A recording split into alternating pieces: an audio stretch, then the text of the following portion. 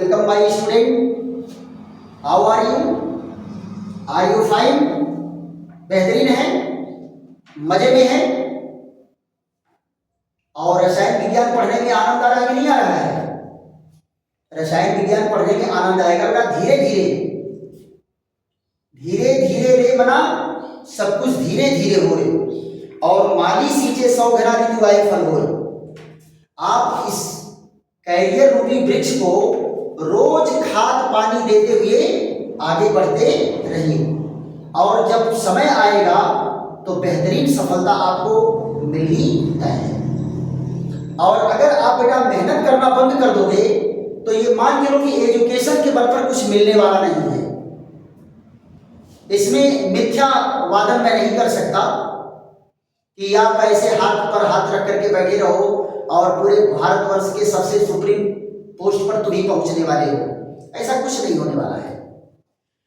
अगर आप नहीं पढ़ोगे तो केवल और केवल मजदूर बनोगे।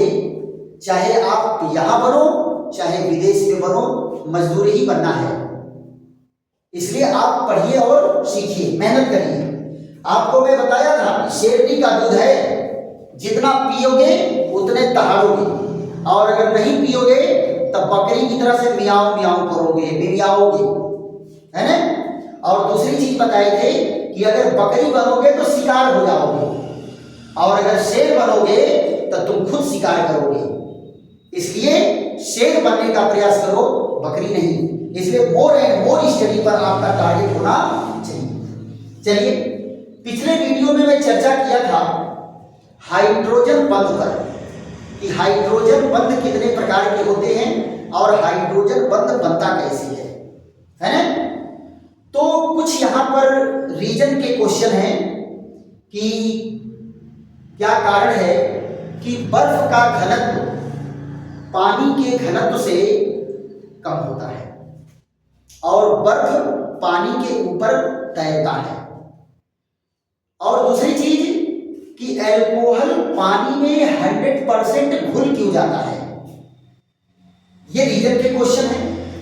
दूसरा रीजन का क्वेश्चन ये बनता है कि क्या कारण है कि पानी द्रव अवस्था में है और हाइड्रोजन सल्फाइड गैस अवस्था में होता है। तो ये सारे रीजन के क्वेश्चन पर चर्चा हमारी आपकी चलेगी। तो पहला रीजन का क्वेश्चन क्या है? क्या कारण है कि, याद रखना क्वेश्चन नंबर 1, क्या कारण है कि, क्या कारण है कि H2O द्रव और H2S गैस, H2S गैस है, जबकि ऑक्सीजन व सल्फर दोनों एक ही वर्ग के तत्व है। दोनों एक ही वर्ग के तत्व है। देखो बेटा, हाइड्रोजन दोनों में है, अंतर क्या है ऑक्सीजन और सल्फर का। और ऑक्सीजन और सल्फर आपकी आवर्त सारणी में क्या है? 6वें आवर्त का तत्व है। किसका है? ये आपका 6th A वर्ग का तत्व है। सबसे ऊपर क्या है? सबसे ऊपर जो है ऑक्सीजन है और उसके बाद कौन है? सल्फर है। तो आपको एक पॉइंट पढ़ाया गया था कि जैसे जैसे वर्ग में ऊपर से नीचे की ओर जाते हैं विद्युत ऋणात्मकता का मान घटता है, यानी इलेक्ट्रॉन पुलिंग नेचर जो है घटता है। तो क्या होगा यहां? ऑक्सीजन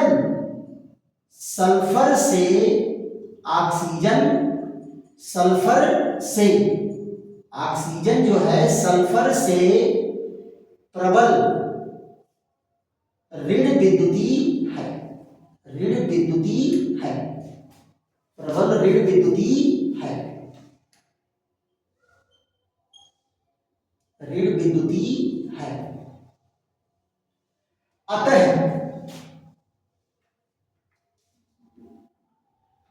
प्रबल हाइड्रोजन बंध, प्रबल हाइड्रोजन बंध बनाएगा, प्रबल हाइड्रोजन बंध बनाएगा। क्या कहा बेटा? ऑक्सीजन की विद्युत ऋणात्मकता ज्यादा है, किससे? सल्फर से। क्या ज्यादा है? विद्युत ऋणात्मकता, ऋणात्मकता, विद्युत ऋणात्मकता ज्यादा है, किससे? सल्फर से। तो यहां पर जरा देखो, ये वाटर मॉलिक्यूल, ये क्या बनाया? वाटर मॉलिक्यूल में इलेक्ट्रॉन को ये ज्यादा अट्रैक्ट करेगा, इस पर ज्यादा ऋणावेश आएगा, इस पर ज्यादा धनावेश आएगा। किसकी तुलना में? हाइड्रोजन सल्फाइड की तुलना में। हाइड्रोजन सल्फाइड में क्या होगा? उतना प्रबल ऋण आवेश नहीं आएगा जितना ऑक्सीजन में आता है। तो ऑक्सीजन के बीच क्या होगा? पानी में प्रबल हाइड्रोजन बंध बनेगा, पानी में प्रबल हाइड्रोजन बंध बनेगा। ऋण आवेश इस पर भी आएगा, धनावेश इस पर भी आएगा, लेकिन इस पर इंटेंसिटी ज्यादा होगी, इस पर इंटेंसिटी क्या होगी? कम होगी। तो हाइड्रोजन बंध, एक लाइन का जवाब है, प्रबल हाइड्रोजन बंध की उपस्थिति के कारण, प्रबल हाइड्रोजन बंध की उपस्थिति के कारण पानी द्रव अवस्था में होता है, और हाइड्रोजन सल्फाइड में प्रबल हाइड्रोजन बंध न होने के कारण ये गैसीय अवस्था में होता है। यही जवाब बेटा, दो क्वेश्चन और है। यहां देखो, HF द्रव है, और यहां पर जरा देखो, HCl क्या है? गैस है। क्यों गैस है? क्यों? इसका भी यही जवाब है, इसका भी यही जवाब है कि फ्लोरीन की विद्युत ऋणात्मकता क्लोरीन से ज्यादा होती है, इसलिए HF के बीच स्ट्रॉन्ग हाइड्रोजन बॉन्ड बनता है। यही जवाब बेटा यहां है। देखो क्या कारण है कि NH3 द्रव है, NH3 द्रव है, और ये PH3 क्या है? गैस है, गैस है। क्यों? इसका भी जवाब यही है, प्रबल हाइड्रोजन बंध की उपस्थिति के कारण, प्रबल हाइड्रोजन बंध की उपस्थिति के कारण। फिर यहां पर जरा देख लो, ये क्वेश्चन और आ जाता है, क्वेश्चन नंबर 2। यहां देखिए, अमोनिया H2O व HF की वाष्पनशीलता, वाष्पनशीलता, वाष्पनशीलता का क्रम, वाष्पनशीलता का क्रम क्या होगा? वाष्पनशीलता का क्रम क्या होगा? देखो बेटा, जो सबसे ज्यादा विद्युत ऋणी है उनके अणुओं के बीच उतने प्रबल हाइड्रोजन बंध होगा। तो सबसे ज्यादा विद्युत ऋणी कौन है? सबसे ज्यादा विद्युत ऋणी है फ्लोरीन, उसके बाद कौन है? ऑक्सीजन, उसके बाद कौन है? ये नाइट्रोजन। ये कौन सा क्रम है? विद्युत ऋणात्मकता का क्रम, विद्युत ऋणात्मकता।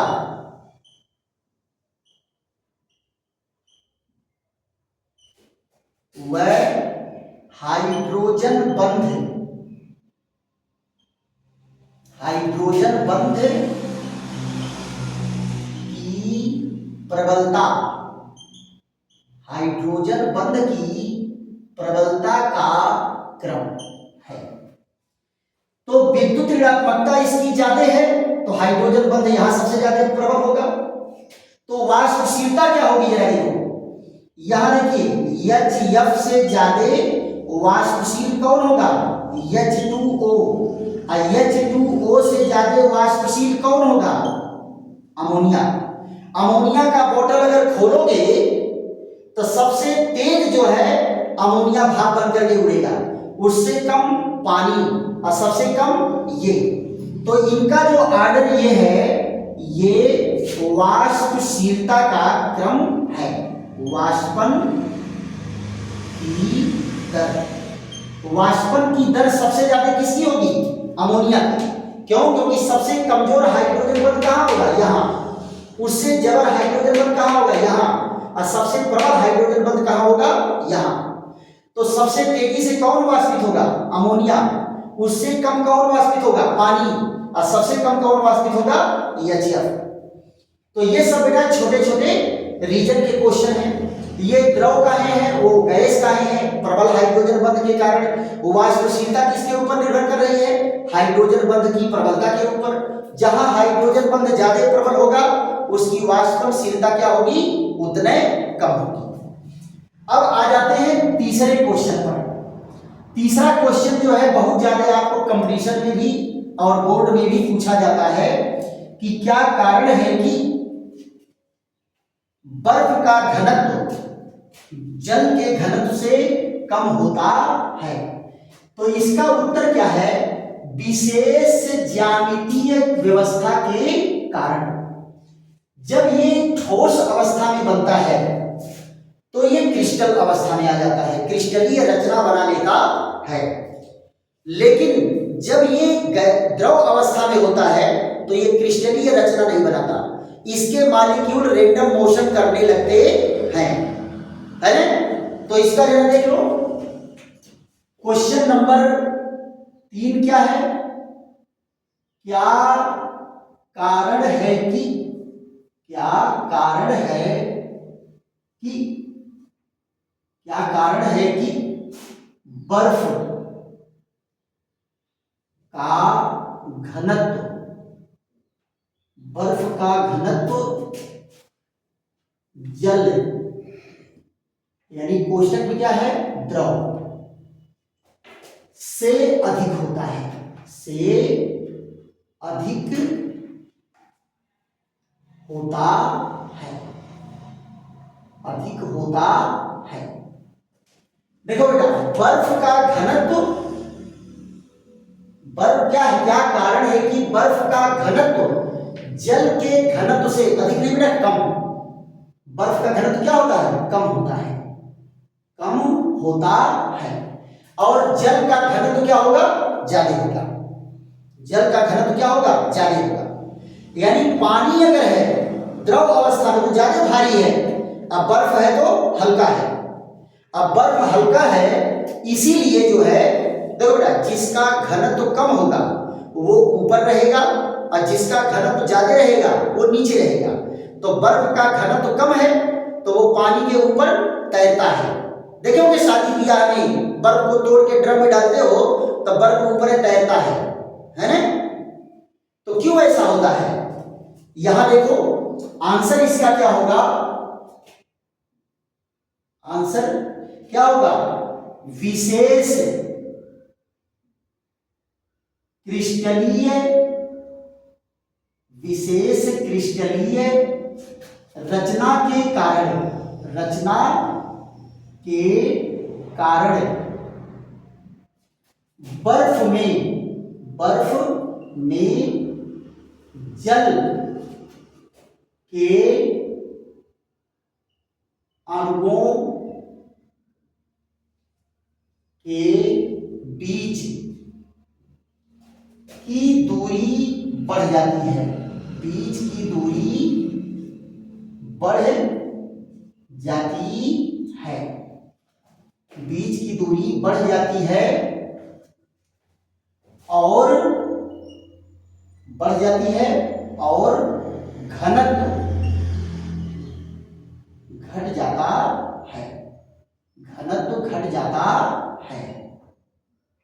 देखो जब ठोस अवस्था में होगा तो विशेष क्रिस्टलीय रचना के कारण बर्फ में जल के अणुओं के बीच की दूरी बढ़ जाती है और घनत्व घट जाता है। ध्यान दो बेटा, अगर ये पानी द्रव अवस्था में है, ध्यान दो, ये पानी किस अवस्था में है? द्रव अवस्था में है।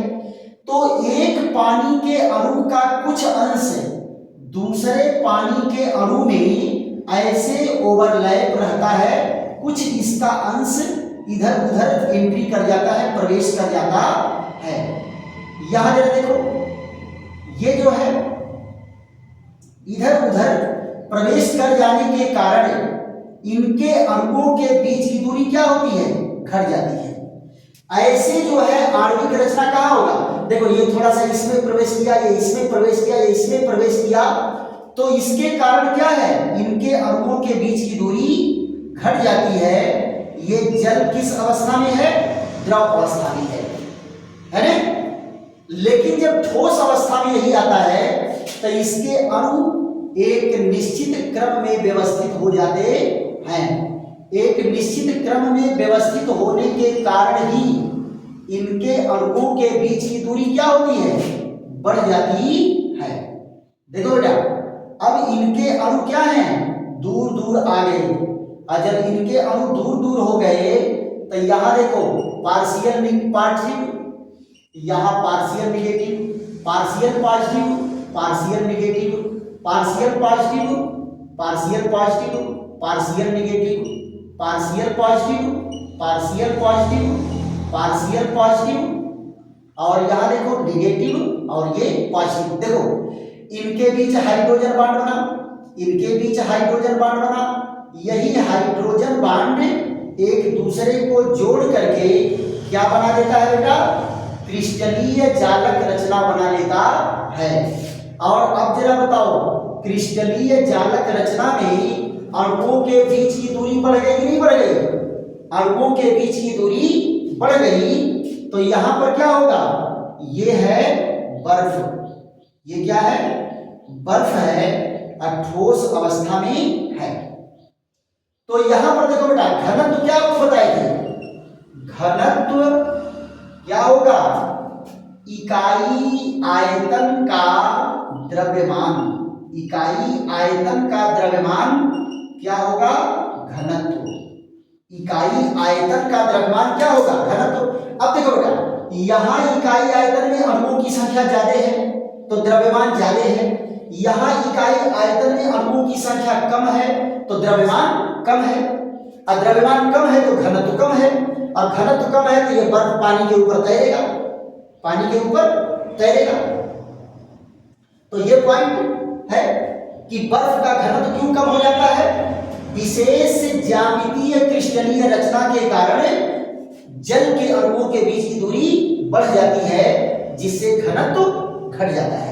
और द्रव अवस्था में क्या होगा? सारे अणु स्वतंत्र होते हैं, क्रिस्टलीय जालक रचना में नहीं होते।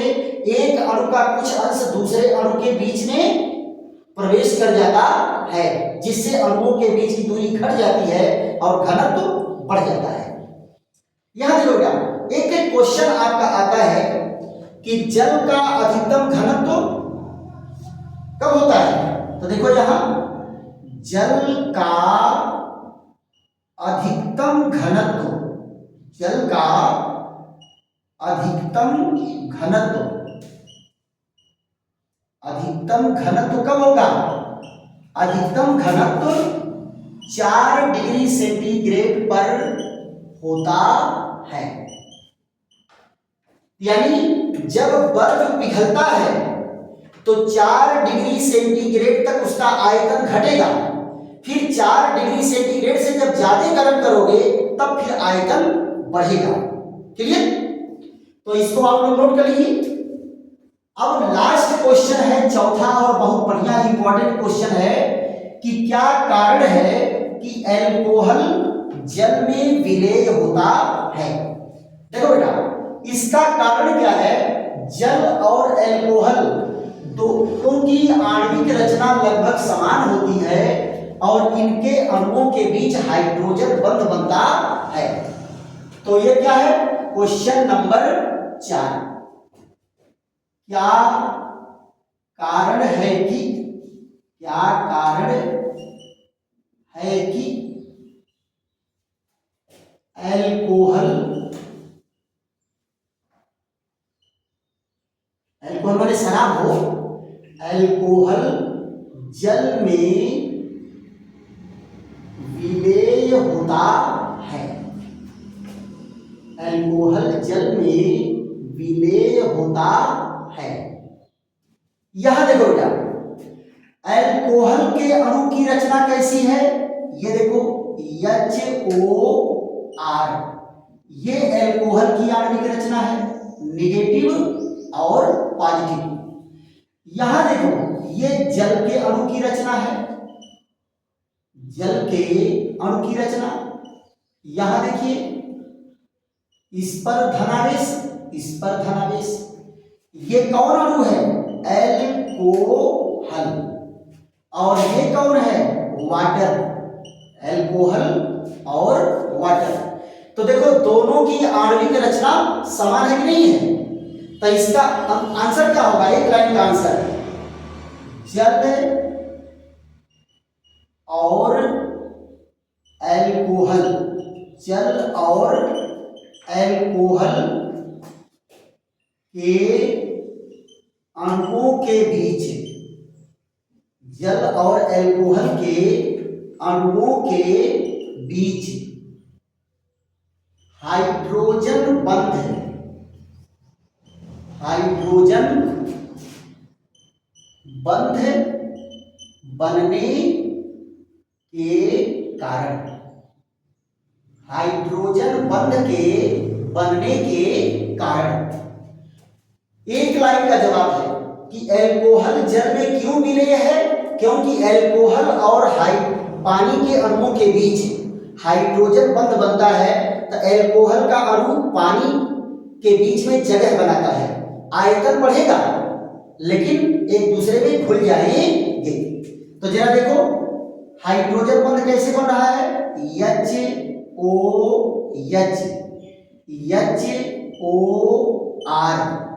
यहां